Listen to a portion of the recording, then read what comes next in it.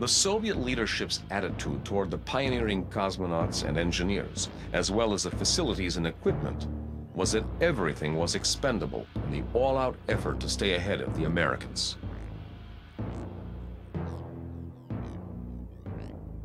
As an example, recently revealed state archives indicate that in October 1960, a huge new booster rocket malfunctioned on the launch pad. Instead of taking safety precautions, the Kremlin ordered the launch director and engineers to fix the problem immediately and get the rocket launched that day.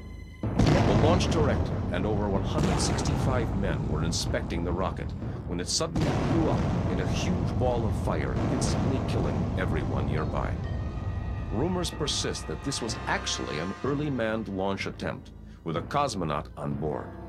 Amazingly, this historic tragedy was never officially confirmed by the Soviet government.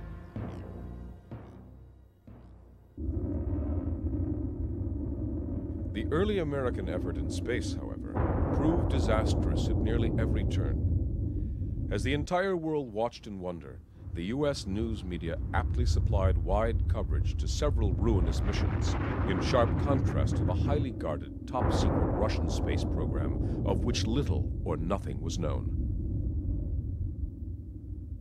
We were on the verge of having a robust capability that could take us to the moon. At least we could conceive of what it would look like on paper.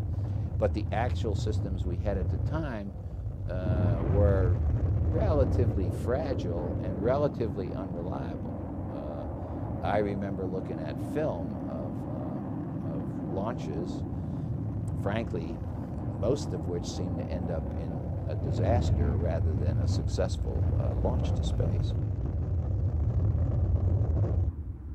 I believe this was probably the most dangerous period of space flight because the spaceships that we were flying were not particularly reliable.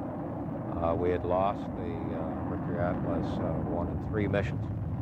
Prior to the John Glenn, we had had problems on several of the Atlases. The technology was very primitive at that period of time. Thus, at the height of the Cold War, the American Space Agency NASA held a distant and dismal second place to the formidable Russian space program, and America seemed destined to remain permanently overshadowed in space by the seemingly superior Russian program. At the height of the Cold War on March 18, 1965, the Soviets launched cosmonauts Pavel Belyaev and Alexei Leonov on a mission that would see the first man exit a spacecraft, adding to their already massive list of space records.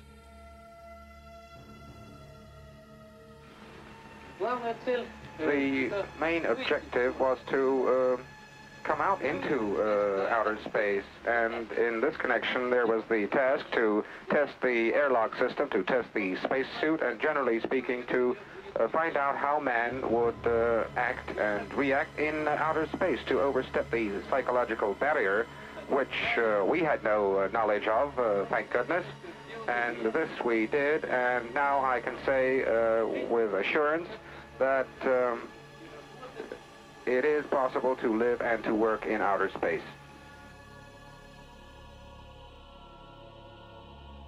After a flawless 10-minute spacewalk, Leonov ran into severe trouble when he tried to re-enter the capsule. The effects of weightlessness in outer space had not been properly taken into account in the design of his spacesuit, which ballooned out and made his return back into the spacecraft almost impossible. Leonov was close to death when he finally squeezed back through the airlock.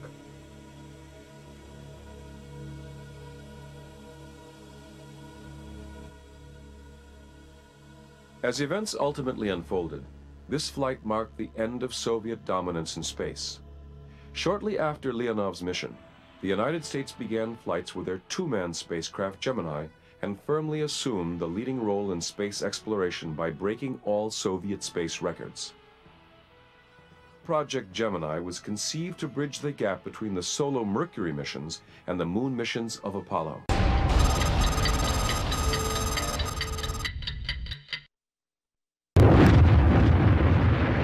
Having accomplished a long-duration mission and a rendezvous flight, a docking with a target vehicle was planned for Gemini 8. Astronauts Neil Armstrong and David Scott would crew the mission. Both Gemini 8 and the Atlas Agena target vehicle were launched on March 16, 1966. After Armstrong and Scott successfully docked with the target vehicle, a malfunctioning thruster caused the two spacecraft to spin out of control. Armstrong skillfully undocked the two vehicles without damage, although his spacecraft continued to spin to the point where both men nearly lost consciousness. Without immediate action, the spacecraft would continue to spin out of control and off into outer space.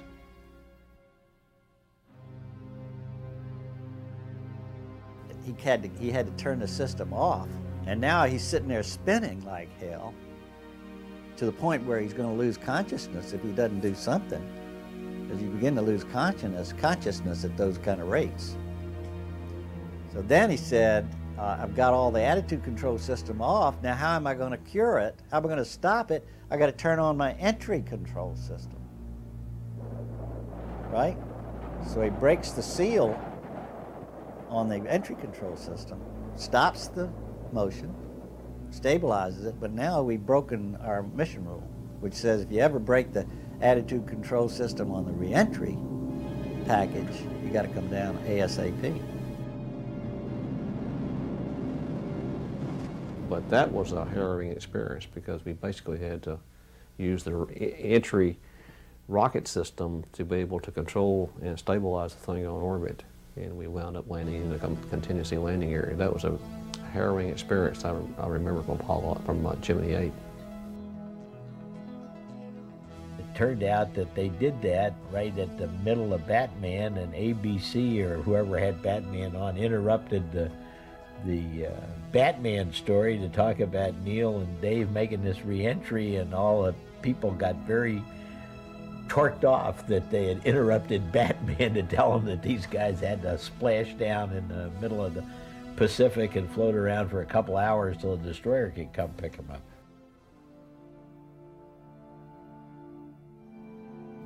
The next mission, Gemini 9, was racked with misfortune and tragedy from the beginning. The prime crew of Elliot C. and Charles Bassett were killed in an airplane crash at St. Louis on February 28, 1966, just 2 months before launch. This marked the first time in NASA history that a crew had to be replaced.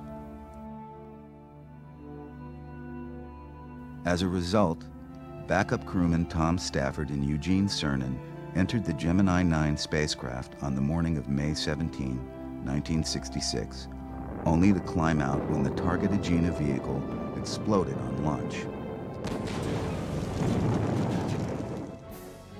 NASA had prepared a secondary target vehicle in anticipation of such a scenario, but this vehicle ultimately failed to shed its payload shrouds covering the docking collar and thus prevented any docking. Although nothing went according to plan during this Gemini mission, hope still hung on a highly anticipated EVA. NASA was confident of its pending success, especially after the perfectly executed EVA performed by Ed White during the Gemini 4 mission. But the fact is, we thought EVA was a piece of cake. And then we went out on Gemini 9 with Gene Cernan, tried another EVA. This one here was more aggressive. We had a manned maneuvering unit in the back end of the adapter area. And we asked Gene to take and deploy the arms, and he was going to fly to separate this manned maneuvering unit from the Gemini spacecraft. And this is only the second EVA we'd ever done, and he had difficulty. We learned about space welding. The pieces wouldn't move, and he did a lot of work. We didn't know anything about restraints at that time. He started to perspire heavily. His faceplate fogged over because we hadn't invented anti-fog compounds at that time until finally, almost blinded, they had to come back into the spacecraft. So it again was kind of a spooky experience, and as a matter of fact, later we found out that Gene even ripped part of his suit on an antenna back there that he had broken, inadvertently broken, because he was not able to see very well. So again, we learned, and by the way, felt that we were being smiled on and watched over by someone smarter than us, because any of the things that we had run into could have turned out much worse than they did. Public concern and congressional support showed increasing signs of waning with the difficulties and failures encountered throughout the Gemini program. Safety issues, thought to be brought on by the rapid pace of the program, were becoming increasingly hard for NASA to justify. The future of the space race and the entire NASA organization presently rested with the Gemini 10. Crewmates John Young and Michael Collins now held the very fate of the moon race in their hands. We're supposed to rendezvous with this one Agena and use a propulsion system on the Agena to go up and do an extravehicular activity to the next Agena that we rendezvoused with and retrieve a meteorite package that had been up there for many months. That was a very exciting mission because, you know, we set a high altitude record, it went a long ways with a spacecraft that was not all that robust. So it was an exciting mission. We all had our fingers crossed about doing that kind of thing for the first time in a way that you knew the subsystems had to work, propulsion systems had to work just exactly to be able to come back. We all had our fingers crossed on that particular mission. So the thing I remember about that is not only the exciting aspect of setting that altitude record, but the thing I remember from that was the photographs and to hear them describe what the Earth looked like. Anything we took a picture of on the ground in Mercury, Gemini in the early Apollo days, we could not release any of those photographs until the DOD had looked at them. And they withdrew. They took out all the pictures of anything that we took a picture of that they didn't want us to show. They did not want to show the capability that you had from space of looking at the enemy. The only negative aspect of this entire mission was when the EVA of Michael Collins was cut short because of an unexplained contamination in the air supply system that caused the eyes of both Collins and Young to water. Almost nothing could be accomplished in the EVA by Collins, even though the mission as a whole proved to be a resounding success. It worked out okay. It worked out very well. It was a good mission. And matter of fact, up till that time, the Gemini program was in a heap of trouble. Everything we'd done hadn't worked out too well, and we were getting a lot of negative reviews from everybody, and Gemini 10 sort of turned it around, I think.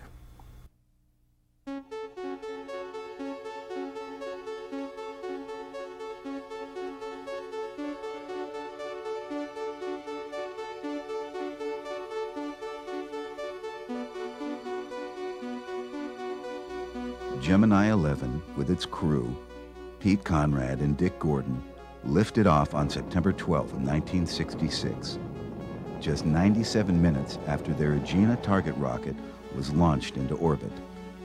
Conrad successfully maneuvered the spacecraft into a first orbit rendezvous over the Hawaiian Islands, just 84 minutes after leaving the pad. 10 minutes later, he docked with Agena over the state of Texas. Once again, NASA attempted an aggressive spacewalk schedule, this time with rookie astronaut Dick Gordon. Houston, roger. Shoot, the voice recorder's on. Voice recorder's on now. We're 9:50 seconds into the evening. Dick's sitting on the nose breathing. How you doing? I'm breathing hard. Yeah? Well, just relax. We had this, Dick was really a heavy breather, I guess you would say, and he sounded like he was in a sprint the whole time he was out there. He was trying to straddle the front end of the spacecraft, on the nose of the spacecraft, because he was hooking up a tether. Both cameras are running. How you doing? Oh, I'm here. Huh? I'm here, I guess. Sure are. Right up, cowboy. Now, why don't you just sit down and take a rest? After we undocked from the Agena stage, we had a tether hooking the Gemini vehicle and the Agena together, and frankly, in retrospect, we probably didn't know what the hell we were doing, but we had these things and we were trying to experiment with spinning the combination up so that you could see how well tethers worked and how well you controlled the vehicles and so on. It was Cernan's flight and his flight that made us say, well, look, we don't understand EVA. We don't understand how to work in space. So we better go do what we can on the ground to build some kind of simulator to show us what we can do and can't do, and what tools and what devices and help we've got to give the astronaut in order for him to do the job. And that's what we did between 10 and 12.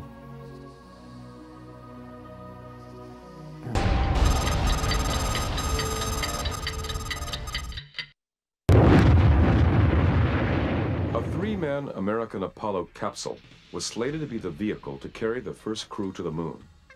As with the Mercury and Gemini capsules that preceded it, the Apollo capsule was designed to use a 100% oxygen atmosphere along with highly flammable, intricate materials. The speed of the space race had prevented long-term safety precautions and necessary testing to be conducted on any of the capsules. The law of averages finally caught up with the American Space Agency during an Apollo capsule test on the ground. Tragically, 3 astronauts, Gus Grissom, Ed White, and Roger Chaffee, were in the capsule when an electrical spark caused an explosive fire that killed all 3 astronauts within seconds.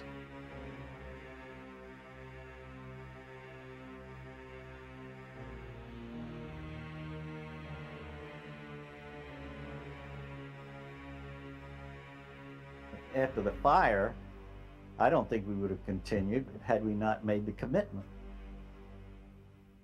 The country made the commitment, and they would have looked like a bunch of gooks if they hadn't continued on in the eyes of the world and in their competitive position in the Cold War. There was something like 1,900 changes that were looked at after Apollo fire, and the Apollo program made 1,300 of them. It wasn't only in just improving the fireproof ability of the command module. There were many changes made in the lunar module and many changes made in the overall configuration of the command module, like the outward opening hatch, and of course completely redid the wiring in the vehicle from being very hazardous to more conventional aircraft bundle wiring, and it worked out fine. With the American space program stalled for the foreseeable future, the Soviets became filled with renewed confidence that they might just have a chance at winning the race to the moon. Cosmonaut Vladimir Komarov was launched 3 months to the day of the Apollo fire in a newly designed and enlarged spacecraft, Soyuz 1.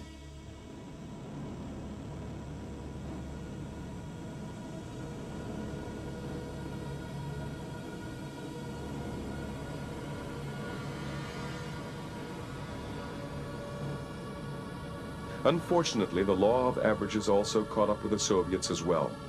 There were several design flaws and malfunctions in the capsule during Komarov's flight that required an emergency return. The spacecraft began to tumble out of control during re-entry, making the parachutes tangle and collapse upon deployment. Komarov's spacecraft came in like a fireball and hit the Earth at 500 kilometers an hour, killing him instantly upon impact. With NASA's moon goal seemingly beyond reach, little time was lost and the overall effort was accelerated. Apollo 8 successfully orbited the moon. Apollo 9 tested the lunar lander in Earth orbit. And Apollo 10 took the lander module to the moon as a dress rehearsal for the lunar landing. Each mission was integral to the first lunar landing attempt that was to be Apollo 11. I think if there was anything that got us there, it was the tremendous effort of the people we have. And I think that can be emphasized too greatly in Apollo. It was the people that did it and not any machines or any inventions or any one particular people's courage or astronaut courage or anything like that. It was an effort of a large number of people who really devoted their entire life to making it happen. The crew of Apollo 11 was comprised of some of the most experienced and best trained of all astronauts.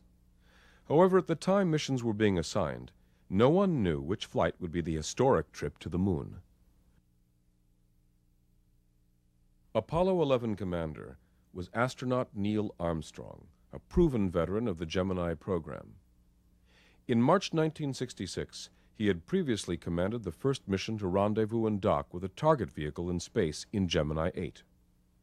After he and his crewmate Dave Scott successfully docked with the target vehicle, a malfunctioning thruster caused the two spacecraft to spin out of control.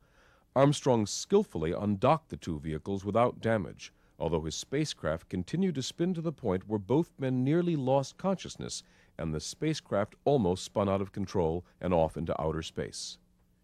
In an amazingly cool manner, Armstrong identified the problem and stabilized the spacecraft with only seconds to spare.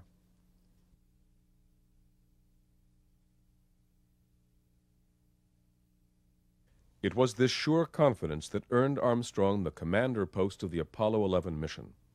Those same skills once again saved Armstrong only weeks before the historic Apollo 11 mission. In the course of testing a research model of the lunar landing training vehicle, the vehicle malfunctioned and careened out of control. Again, with only seconds to spare, Armstrong ejected at less than 75 meters just before the vehicle crashed. Had Armstrong remained inside, the accident would surely have resulted in his certain death.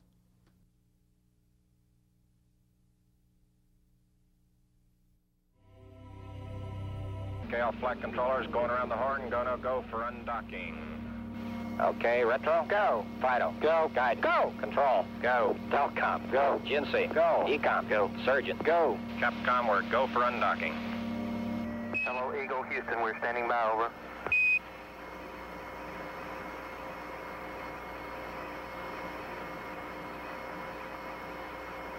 Eagle, Houston, we see you on the steerable, over. Roger, Eagle, undocked. Roger, how does it look? The Eagle has wings. Roger. 000 I think perhaps the final descent to the lunar surface was, for me, the highlight of the flight. It was very challenging, a lot of unknowns, and it was, for a pilot, it was a wonderful experience. As soon as the comm came in good and solid, and we saw good telemetry data, the first thing that happened was I saw that there was a 20 foot per second velocity error in the onboard computer. Now that came from the fact that we'd started at the wrong place. We just couldn't predict perfectly where we were going to be and what speed we were going to be when we started the descent. The problem is, at 35 feet per second, we have to abort. So here we are riding right along this abort ledge, just inside it, and wondering, is this an initial error or is this something that's going to grow? Because if we had an accelerometer problem, a gyro problem, it was going to grow, and we were going to have to call an abort. And that was something that was going to be my call, and I dreaded this sort of thing all along. Okay, all flight controllers, gonna go for landing. Retro, go. Fido, go. Guidance, go. Control, go. Telcom, go. GNC, go. Ecom, go. Surgeon, go. Capcom, we're go for landing. Altitude 4200. Houston, you're a go for landing, over. Roger, understand, go for landing, 3,000 feet. Looking great. Everything is good. We're back on track. I thought, boy, this is, things are going to work out fine. 30 seconds later, after I thought things were going to work out fine, we got the first program alarm.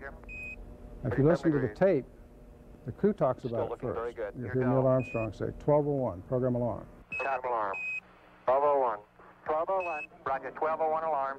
1201 alarm. 1201, it sounds, it's four little numbers, sounds sort of ah-ho-hum, but what it really means is, hey bud, I had too much to do that last second. I didn't get it all done, and I hope that I've done the most important things. And it's up to you to figure out if I've done the most important things, because I'm going on, I can't stop. And that's what that was all about. Well, when I saw those come up, my first thought, uh-oh, abort, you know, a computer, because always doing in a simulation, a computer glitch like that was the data dropped out, the computer stopped computing, and everything just went to, you know, hell in a handbasket.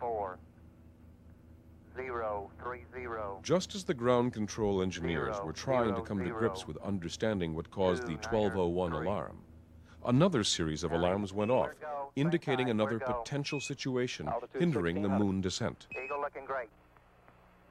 Roger, 1202, we copy it.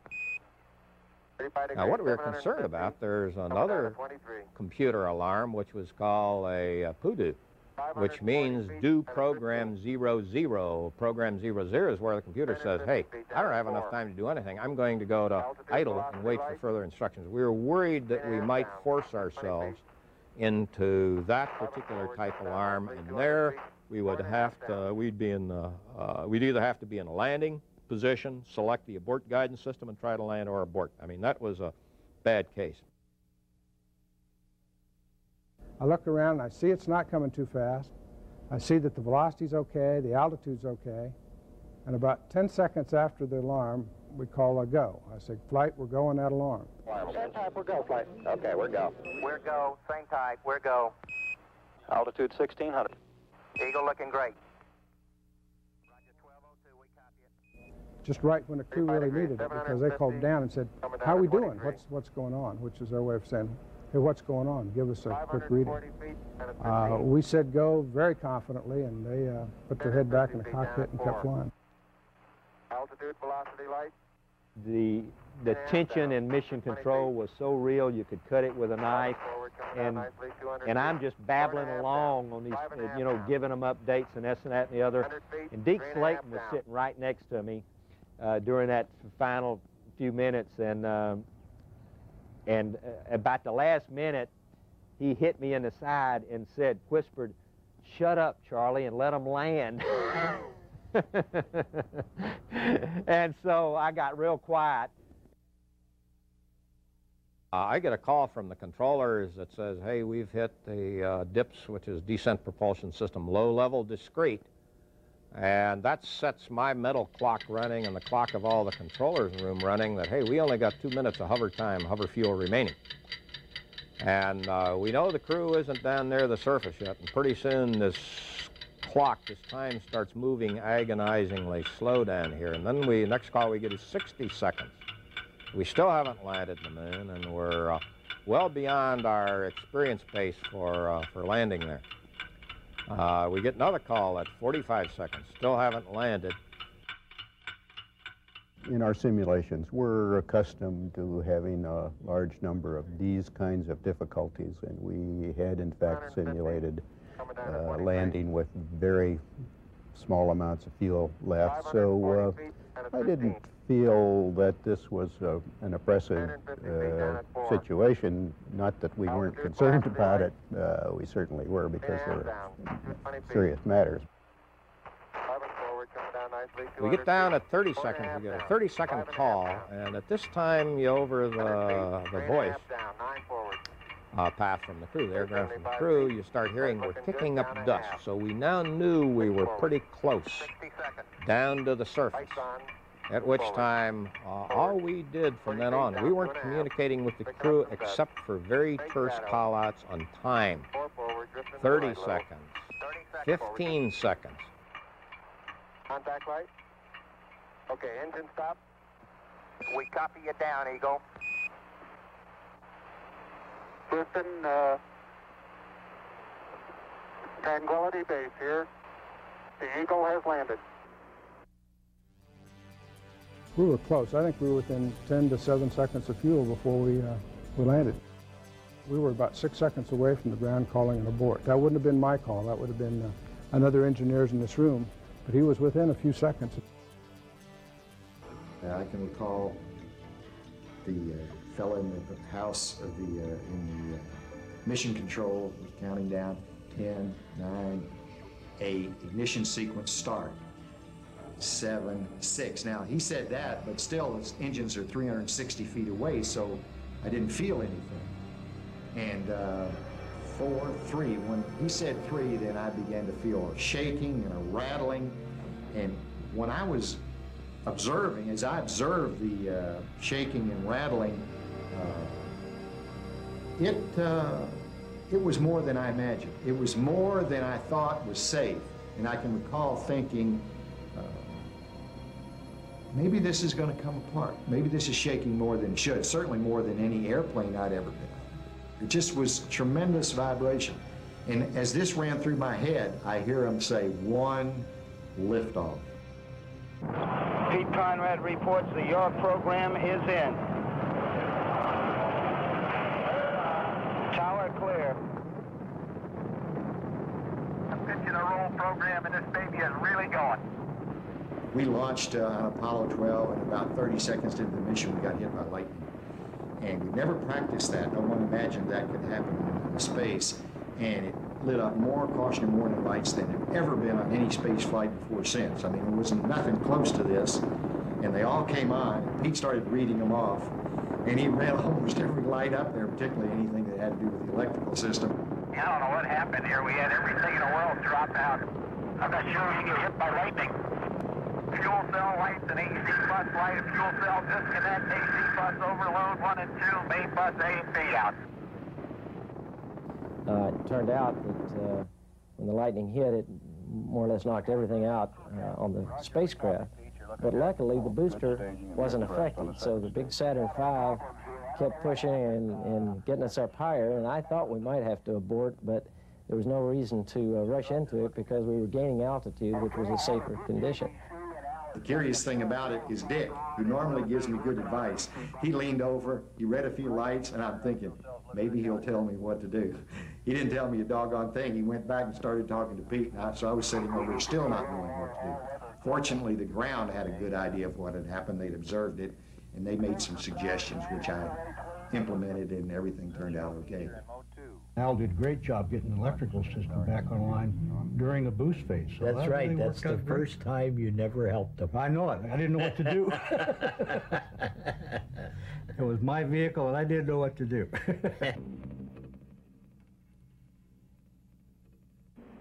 Go ahead. Roger, the Hornet is on station, just far enough off the target point to keep from getting hit. Hornet reports a sonic boom a short time ago. I'm in Houston, and the blind airboss has a visual contact.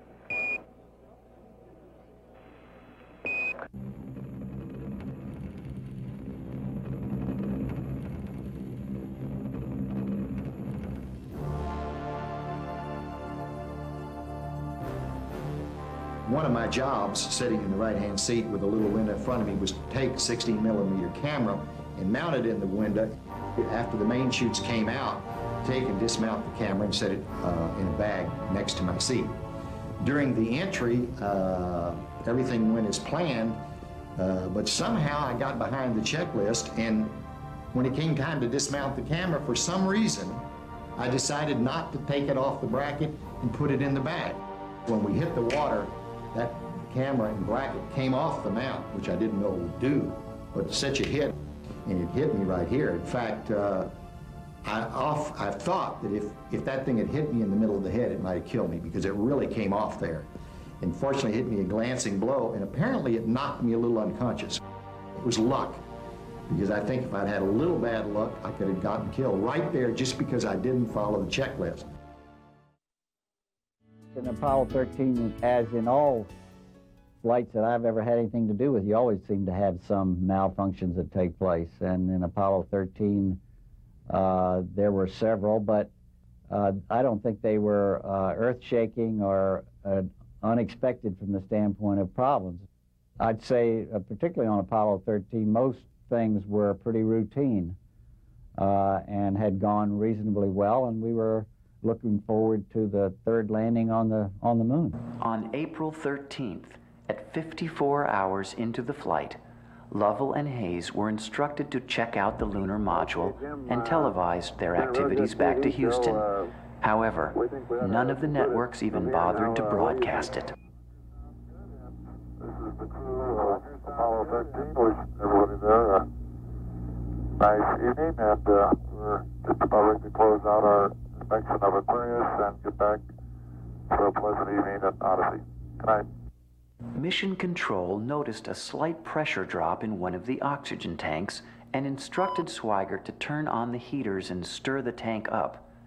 Unknown to the crew at the time, an electrical short circuit sparked a fire in the oxygen tank's protective covering, causing the tank to explode with such force that it blew a huge panel off the service module. The explosion also ruptured the backup oxygen tank. Hey, Houston, we've had a problem here.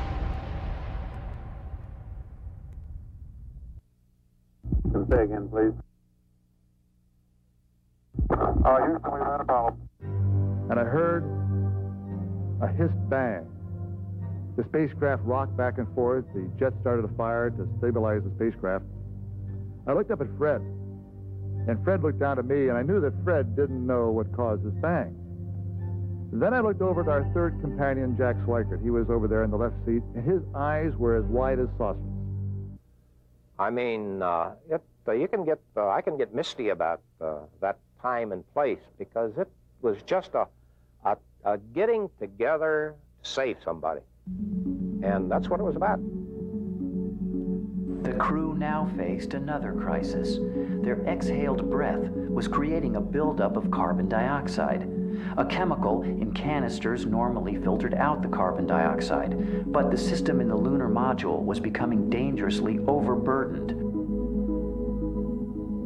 The command module had several large square canisters, but the lunar module had only 2 small round ones. When the command module was shut down, its circulation system also shut down. The 3 astronauts would be dead of carbon dioxide poisoning at least a day before they could return to Earth without something being done to filter out the carbon dioxide in the capsule. When they came up with, we're running out of, CO2 is building up, and what are we going to do? A couple of us were sitting there and said, well, that's easy. We did that on a sim for, I think, probably Apollo 8, where we found we could use the vacuum cleaner and blow air through the lithium hydroxide canister, and we wrapped it with plastic and gray tape, and says, yeah, and they'd call up somebody and say, hey, do you remember how we did that? Then someone would remember who was on console during that sim and go get them, and they'd go off and say, now you guys go figure out how to do this and write that down as a procedure. Joe Kerwin was one of the astronauts at the time, and Joe was working with the people in the chambers as to how we could best configure something like, configure a solution to that problem. Joe worked it all night, and then Joe was one of the guys who came in and radioed up the instructions to the crew on how to configure the system so that we would indeed continue to be able to use the scrubbers or the filters that didn't fit in the holes in the lunar module. And we worked solid for 35 hours. And the more we worked, the better it began to look. And so I think within the first 24 hours, about the time they were arriving at the moon, I had a peace in my heart that we were going to make it. Unless some other major catastrophe happened, we were going to make it. I think we felt reasonably comfortable that once we got the command module separated from all this excess hardware now, that it was going to work okay, because we had checked those systems out, and we had brought the systems back online. We had all the systems working about an hour before we got ready to do that separation work, and I think we were reasonably satisfied it was going to work okay. Everyone realized, however, that there could have been damage to the heat shield, parachutes, or any of a dozen other potential problems resulting in the loss of the capsule and crew. All those things were on our mind, but not very high level, in the sense that for the most part there were things we couldn't do anything about. They were of what we would call the hand-wringing type, and if we couldn't do anything about them and we couldn't figure out any way, if there weren't any defenses against their implications, we generally walked past it and said, well, if it is, so be it. If it's not, we'll be okay. When the heat shield of a spacecraft traveling 20,000 miles per hour first comes into contact with the upper atmosphere, it becomes red hot from the friction. The superheated air around the capsule creates a radio blackout for several minutes. Based on prior missions, the blackout time had been calculated down to the second. In the case of Apollo 13, I mean, they were supposed to be, say it's 3 minutes and 10 seconds in blackout. And so after, they're watching the clock and it gets down to 3 minutes and 10 seconds and they wait to hear from them. They don't hear anything. I mean, the parachutes worked because, they'd been frozen out there in outer space all this time. Maybe the parachutes didn't work. Maybe the heat shield didn't work. All these things that maybe didn't work. And it's 3 minutes and 30 seconds, and 3 minutes and 40 seconds. And I think it went past 4 minutes. You could have heard a pin drop in that control center. I mean, it was just quiet as it could be. Only the Capcom every once in a while calling, Apollo 13, this is Houston. Apollo 13, this is Houston, do you read? Finally, about 4.5 minutes, total blackout. I think it was Jack. It may have been Jim, but it may have been Jack's brother. Hello, Houston, this is 13, how do you read? Okay, we read you, Jack. Almost casually. Got a report that a RIA-4 aircraft has acquisition signal. The re-entry was clearly the most widely watched worldwide event in the history of television, and everyone certainly expressed a simultaneous sigh of relief, then cheer, as they saw the parachutes come out and drop the capsule into the ocean. You always worried about the parachutes on the command module.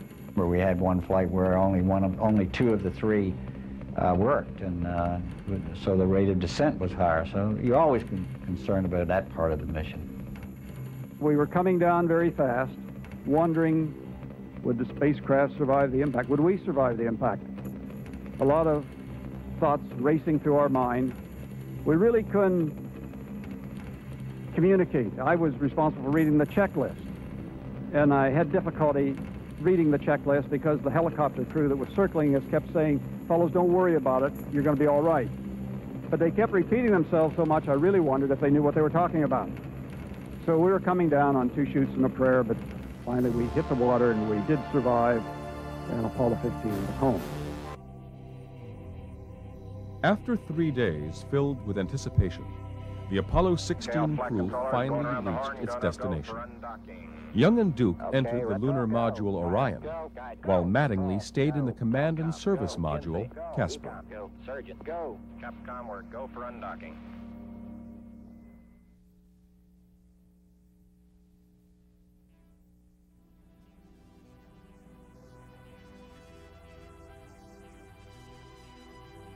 Just after the lunar module detached from the command module, Mattingly tested the main engine's primary and backup steering systems before he was to fire the engine to correct the spacecraft's orbit. Mattingly found that the primary steering system worked perfectly, but when the backup system was used, the entire spacecraft unexpectedly oscillated violently. The failure of either primary or backup steering systems was cause for a mission abort. If this problem proved to be a system failure, then the crew would have to return home immediately and hope that the remaining steering system would not fail as well. Set you up for the next one. Get them back together, get the things back that they want them, get them mentally prepared to do what they're going to do. But now, don't take that as input. I'm talking out loud. I don't want to say something unless I'm sure. I don't see any way we can continue on. Okay. It looked like we were going to abort, and you can imagine the disappointment we had at this point to think that we were going to have to abort the mission. We'd come through 240,000 miles, and we'd been training for 3 years almost, and here we are 8 miles away from our landing site. We can see it, and they're about ready to tell us to come home. Confirm forward on me. I just don't much see how we can make it on this next trip. I think you guys ought to continue to work. You'd say you'd only do it if you had a failure on the primary. Well, how would you ever get the damn thing trimmed then? Well, I would, if I had a failure in the primary, I'd shut it down. Word's coming back kind of initially from... With the near-fatal Apollo 13 mission still fresh in everyone's memory, all of NASA's engineers, astronauts, and contractors immediately swung into action to either help Mattingly solve the problem or abort the mission and get the whole crew back home safely as soon as possible. that's another one that they're working. So they started looking to see what their options were from a trajectory point of view. And in the midst of this, some of these simulations started to surface in the back of people's minds. We had another rule in the simulation that's important to remember, that you never quit until you'd reached a stable or a safe position. You know, while things are out of control, no matter what the simulation was scheduled for, you would continue to run it until the team had found a solution. Meanwhile, Young and Duke were sweating things out in the lunar module, not sure whether they'd have to abort the mission and redock with Mattingly in the command module, or if they would be able to continue with their mission. For about 4 or 5 hours, I figured we didn't have a prayer at landing on the moon because of that engine. We was going to have to turn around and come home as quick as we could. It was discovered that a broken wire in the backup system caused the oscillations and vibrations. Mattingly would have no real troubles in steering once the main engine fired. After a lot of nail-biting, the crew was given the green light to proceed with a lunar landing. Well, have at it, Dave. So we're going to try it. And you do have a go for another try here at In all the moonwalks, they invited the families to come mission control.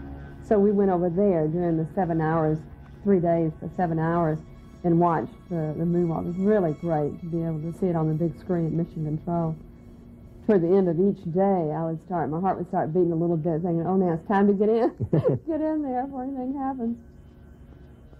We have a few minutes left, so we decide to do the Moon Olympics. I decide to try to set the high jump record on the moon. And as I start to do that, I bounce a couple of times, and then I fall over backwards. And as I fall over backwards, fear strikes. If I split my suit open, I'm dead. As John helps me up, I get very, very quiet as I listen to the pumps and the oxygen flow in the suit. Fortunately, the suit holds, and my fear subsides. In parallel, Russians were developing a backup scenario. They learned how to land a small return rocket to the surface of Mars, to the surface of Moon. And then, in parallel with Apollo sample return by American astronauts, Russians had much smaller quantity, but still scientifically important quantity of lunar soil brought back by these return robotic rockets from the Moon. For the Russian program, when we beat them to the moon, they took a different direction. And they began to think in terms of long-term missions. They began their exceptional work with space stations. But their program was an end in itself. There was never any pragmatic use for it other than defense. On June 7, 1971, 3 Soviet cosmonauts moved into their first space dwelling, the space station Salyut-1. For nearly 23 days, they engaged in meteorological observations, medical tests, and physical exercise. This near-flawless mission came to a tragic end when an oxygen valve failed to close as the cosmonauts undocked from the Salyut, instantly killing the crew.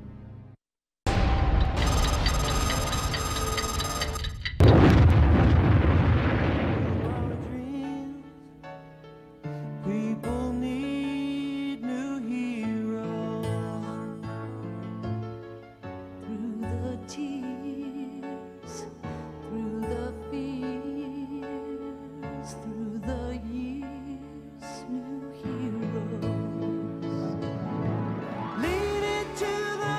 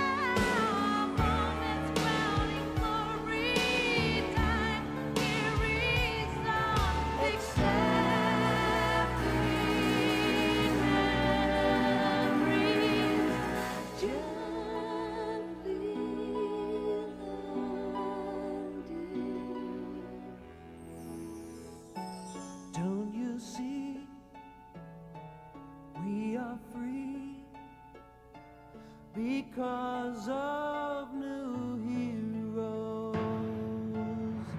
So don't cry, please don't cry, look to the sky. Remember your heroes. Remember your heroes. Remember new heroes.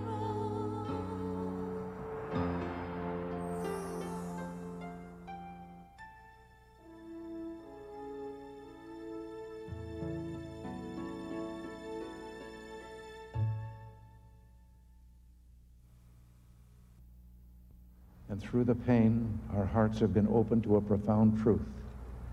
The future is not free. The story of all human progress is one of a struggle against all odds.